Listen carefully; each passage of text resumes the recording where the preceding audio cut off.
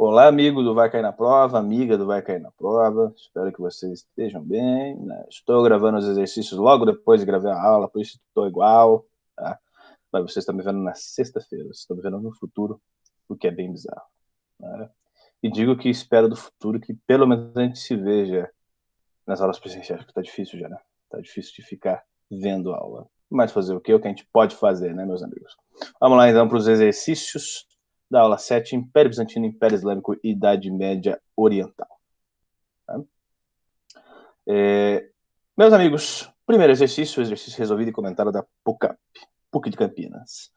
Para compreender a unificação religiosa e política por Maomé, é necessário conhecer. O que você precisa conhecer primeiro, pessoal, para saber que a religião islâmica, coisa que nós falamos na nossa aula, é um fator, o islamismo é um fator de unidade política para a Arábia. O que existia antes nessa Arábia? Vamos lá. A atuação das seitas religiosas sunita e xiita que contribuíram para a consolidação do Estado teocrático islâmico. Gente, embora o Islã seja um Estado teocrático mesmo, né, governado por preceitos religiosos, sunitas e xiitas não representam unidade, representam divisões do Islã lá quando o califado ortodoxo não existiu mais. Né? Desculpe, quando Maomé morreu, para entrar no califado ortodoxo, né? Quem vai suceder Maomé? Quem vai ser o próximo califa? Né? Então, não representa unidade e também está deslocado ao tempo, né, pessoal? Está deslocado. Estamos falando de uma Arábia pré-Maomé, não pós-Maomé. Está errado. B. Os princípios legitimistas obedecidos pela tribo Quraishita, da qual fazia parte. Não, os Quraishitas, quanto mais mobilizados, melhores. Né? Os Quraishitas dominavam Meca e dominavam todos os símbolos religiosos de Meca. Então, nada a ver. C. Os fundamentos do sincretismo religioso que marcou a doutrina islâmica. Embora algumas coisas dessa Arábia islâmica, né, foram mantidas, como alguns ídolos, né, como o ídolo da Kaaba, a Pedra Negra e outras coisas, os islâmicos, normalmente, como eles cresceram absurdamente, eles tinham uma política de respeito cultural. Uma coisa que eu nem dei ênfase na aula, mas havia uma política de respeito cultural em relação a cristãos e judeus e outras religiões de todo o seu império, todo o seu califado. Tá? Mas o sincretismo é uma palavra ainda muito complicada de se falar perante a estabilização, perante a solidificação do islamismo, tá? Porque ela vem de religiões já sincretizadas, né? Embora haja o respeito cultural entre essas populações. Por exemplo, na Península Ibérica, judeus e islâmicos, durante todos os 700 anos que os islâmicos dominavam a Península Ibérica, conviviam muito bem, inclusive com os judeus estando em altos cargos de administração pública naquela região. Tá? Então, a treta na Palestina de hoje é originária por outro motivo. Essa aí está errada. Letra D. As particularidades da vida dos árabes nos séculos anteriores ao surgimento do islamismo. Tá? Exatamente, pessoal. Essa é certa. Por quê? Porque existiam questões na Arábia pré-islâmica, antes de surgir o islamismo, né, de uma civilização totalmente sem unidade política, né, de tribos separadas, tribos beduínas, desde ali o sul, desde a região de hoje, o sul da Arábia, aquele deserto absurdo, até as montanhas de Zagreb lá em cima. Tá? Foi por isso que a unidade religiosa que o Islã trouxe foi significativa para essa região. E a letra E, a atuação da dinastia dos Omíadas, passa lá para frente, que misturando-se com os habitantes da região do Maghreb, converteram-se à religião muçulmana e passaram a ser chamados de mouros. Só informação que não tem nada a ver aqui, né? Sem pé nem cabeça. Os Omíadas já eram muçulmanos quando tomavam poder, a primeira dinastia que toma o poder. E os mouros, os muçulmanos eram chamados de mouros. Todos, né, aqueles na Europa que eram muçulmanos eram chamados de mouros. Pelos europeus, né? Então, letra D está correta. Primeiro exercício obrigatório da UFES. Segundo a crença dos cristãos de Bizâncio, ou seja, dos cristãos do Império Bizantino, os ícones e imagens pintadas ou esculpidas de Cristo, da Virgem e dos Santos constituíam a revelação da eternidade no tempo, a comprovação da própria encarnação, a lembrança de que Deus tinha se revelado ao homem, por isso era possível representá-lo de forma visível. Há uma diferença muito grande, pessoal, entre cristãos e muçulmanos e bizantinos, né? Que os bizantinos, nós já explicamos o porquê das tretas com imagem, que é a questão iconoclasta, né? Ambos pela grande veneração das imagens, né, o que era contraditório, já que os bizantinos eram mais influenciados por questões orientais, principalmente porque tinham mais contato com islâmicos, e os islâmicos não admitem se fazer desenhos ou esculturas do que existe nos céus, tá? Por isso que Alá não tem representação, por isso que Maomé não pode ser desenhado a sua face e tudo e tal. Já os cristãos católicos podem, como objeto de lembrança, de representação, não de veneração. É isso que o texto quer dizer. Num período onde o Império Bizantino ainda aceitava esse uso de imagem. Apesar da extrema difusão da adoração dos ícones no Império Bizantino, o imperador Leão III, em 726, condenou tal prática por idolatria, desencadeando assim a chamada crise iconoclasta. Dentre os fatores que motivavam a ação de Leão III, podemos citar a intolerância da corte imperial para com os habitantes da Ásia Menor, região onde o culto aos ícones servia de pretexto para a aglutinação de povos que pretendiam se emancipar. Eu não sei de onde você tira um negócio desse, né, pessoal? Que o culto às imagens pode ter feição separatista. Totalmente errado. B. A necessidade de se conter a proliferação do culto às imagens num contexto de reaproximação da sede de Roma com o imperador bizantino, uma vez que o papado se posicionava contra a instituição dos ícones e exigia sua erradicação. Vimos que é o contrário, né, gente?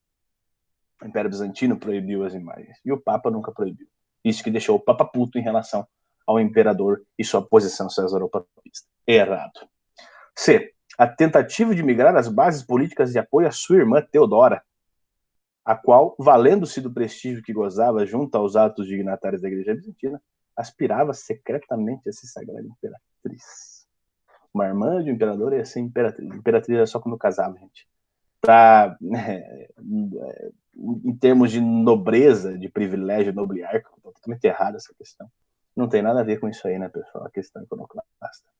D. Da aproximação do imperador por meio do califado de Damasco, califado omíada, com o credo islâmico, que, recuperando os princípios originais do monoteísmo judaico-cristão, condenava a materialização da essência sagrada da divindade em pedaços de pano ou madeira. Opa! Falamos coisa parecida. Tá? Embora ela esteja até meio estranha. Quando está assim, pessoal, você espera e lê todas. Já 3 foram para a fita. Vamos ler a última, bem rapidamente. Descontentamento imperial com o crescente prestígio e riqueza dos mosteiros, principais possuidores e fabricantes de ícones, que atraíram para o serviço monástico numerosos jovens, impedindo-os com isso de contribuírem para o Estado na qualidade de soldados, marinheiros e camponeses. Nós temos 2 aí que estão muito próximas. Mas a pergunta, sempre lembrem disso, pessoal, né, nas questões de humanas, talvez uma esteja certa, mas a outra está certa perante o contexto da pergunta. Qual delas está certa? Essa aqui, a letra E. Por que não a letra D? Porque não há registro de uma aproximação ao califado de Damasco. Tá? O registro da aproximação, pessoal, é uma aproximação a crenças islâmicas ali da região que se difundiram em Constantinopla. Mas não é do califado de Damasco, e sim de todo o comércio que se estabelece entre islâmicos e bizantinos. Tá? Embora essa proximidade com o Islã decidiu-se também popularmente, né, exerceu influência para erradicar o uso de ícones. Mas o principal descontentamento que vinha lá de Justiniano era principalmente com os monges, enriquecendo o interesse dos monges em feudalizar o império. E aqui uma informação nova para vocês, que é também porque os monges empregavam pessoas e essas pessoas não podiam trabalhar para o império, automaticamente não contribuindo com o imposto. Então a letra E está certa nessa questão. Tomem cuidado com essas questões aí, tem que ler muito bem, tá? Dentro do contexto delas.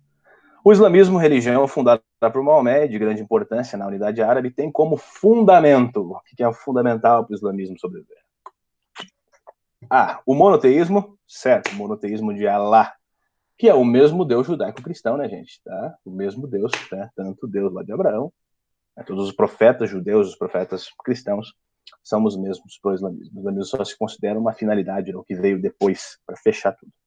Influência do cristianismo e do judaísmo, acabamos de falar, observado por Maomé entre povos que seguiam essas religiões. Não tem informação errada aí, né? Maomé, quando estava nas suas caravanas, ia lá, observava, tomou contato com o cristianismo e com o islamismo. Pode ser que seja. Vamos ver o resto.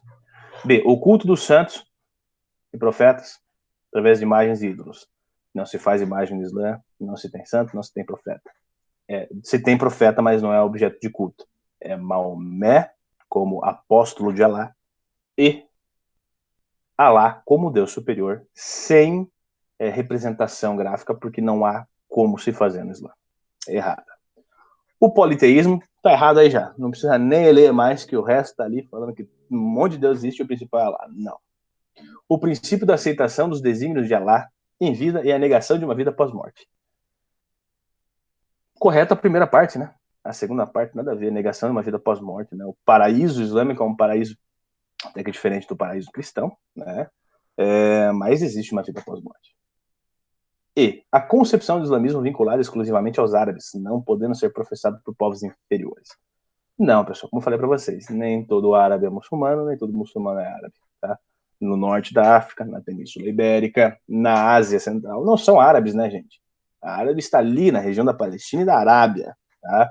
O resto são povos da Ásia, são povos da África, são povos ibéricos. Não está vinculado só a árabes, é uma religião universal. Então, a correta, letra A, o monoteísmo e sua ligação com o cristianismo e o judaísmo. E a última questão da VUNESP. As invasões e dominação de vastas regiões pelos árabes na Península Ibérica provocaram transformações importantes para portugueses e espanhóis, que o diferenciaram do restante da Europa medieval. Aquilo que eu falei para vocês, da nossa cultura influenciada pelos árabes na aula. É importante que você assista a aula de exercício, tá? Porque lá às vezes fica pouco tempo a gente falar, que a gente fala um pouco mais. As influências dos árabes na região relacionaram-se a acordos comerciais entre cristãos e mouros, a fim de favorecer a utilização das rotas de navegação marítima em torno dos continentes africano e asiático para obter produtos e especiarias.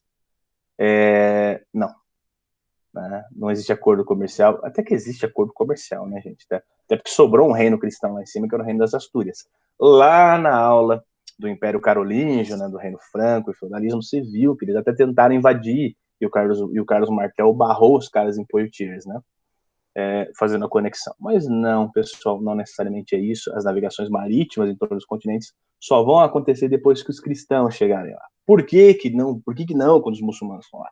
Gente, os islâmicos é muito fácil você caminhar por todo o Império Islâmico e chegar na Índia de terra, por caminho pela terra. Tá? Os cristãos só não conseguem fazer isso porque a queda de Constantinopla e o domínio islâmico naquela região com os turcos vai travar as rotas comerciais terrestres até lá. Não posso ir por terra porque tem islâmico. Já não tem mais o Império Bizantino que, por mais que a gente tenha um monte de problema, eu consigo passar. Não posso ir por mar, não posso comercializar no Mediterrâneo direto com os islâmicos, que tem italiano. Pô, tem que dar a volta. Isso é outra coisa, em outra época. Errado. Os conflitos entre cristãos e muçulmanos que facilitaram a centralização da monarquia da Espanha e Portugal, sem necessitar do apoio da burguesia para efetivar as grandes navegações oceânicas. Mais uma vez, lá na frente, um conteúdo lá para frente de grandes navegações, existe conflito, sim, os cristãos vão retomar aquela região, né, num processo que começa com as cruzadas, mas lá naquela região a burguesia vai ter que participar, né, pessoal? A burguesia vai favorecer com grandes navegações. Passo para a nossa outra matéria. Errada. C. A difusão das ideias que ocasionaram para a criação da Companhia de Jesus, responsável pela catequese nas terras americanas e africanas conquistadas através das grandes navegações. Mais uma vez, está falando de grandes navegações, mais para frente, não é a nossa intenção, não é nosso conteúdo ainda, pessoal. E a Companhia de Jesus é criada pelos católicos romanos num contexto de reforma protestante que não tem a ver com o Império Muçulmano, com a civilização islâmica, tá, que está estabelecida ali. Até porque a criação da Companhia de Jesus é depois que os islâmicos são expulsos da Península Ibérica. Eles são expulsos finalmente em 1492. Né? A Companhia de Jesus em 1500 alguma coisa. Tá? Eles têm que expulsar os muçulmanos ali da região. Portugal já havia saído para o mar, que foi o primeiro a expulsar, mas quando a Espanha expulsa o Califado de Córdoba, né, da região de Granada ali, que é o finalzinho ali, o sul da Espanha, aí que eles começam a ir para o mar. Aí que vai descobrir que Cristóvão Colombo descobriu a América. Então, para nossas próximas aulas. T. Acordos entre cristãos e muçulmanos para facilitar a disseminação das ideias e ciências romanas, fundamentais para o crescimento comercial das artes náuticas. Ciência romana é uma coisa, arte náutica é outra. Pode ser que tenha um correspondente, pode ser que não. Mas não. Não. E. Contribuições para a cultura científica, possibilitando a ampliação de conhecimentos, principalmente na matemática e na astronomia, que permitiram criações técnicas marítimas para o desenvolvimento das navegações oceânicas. Sim, a criação, principalmente pelos islâmicos, por todos esses califados terem contato com a filosofia grega, com inovações gregas e também romanas, e não considerarem paganismos conhecimentos originários do diabo, tá? Que vai se estabelecer uma civilização ali na região ibérica, que a produção científica vai ser enorme, tá? Porque os islâmicos eram grandes cientistas. E dessa produção científica, um ramo delas, o ramo da astronomia, da matemática, que vai possibilitar construir instrumentos, construir navios superiores mais duradouros, como naus e caravelas, instrumentos de navegação, bússola, astrolábio, sextante, que os islâmicos já utilizavam nas suas navegações no Mediterrâneo, que vão possibilitar que futuramente as civilizações cristãs que vão se erigir ali vão se apropriar desses conhecimentos e vão estabelecer as suas navegações a partir disso. Então, as trocas culturais na Península Ibérica trazidas pelos islâmicos são essenciais para a vida da Europa inteira. A gente esquece disso, mas a Europa tem que ser muito agraciada por esses conhecimentos trazidos pelos islâmicos, né? Ponto positivo, né, nessa ocupação da Península Ibérica, tá? Ponto negativo para as outras questões envolvendo as jihadis. Outras interpretações. Então, letra correta, letra E. É isso aí, meus amigos. Espero que todos tenham saudado suas dívidas e muito bem resolvido esses exercícios. Até mais, meus amigos. Nos vemos na nossa próxima aula de semana que vem. Até.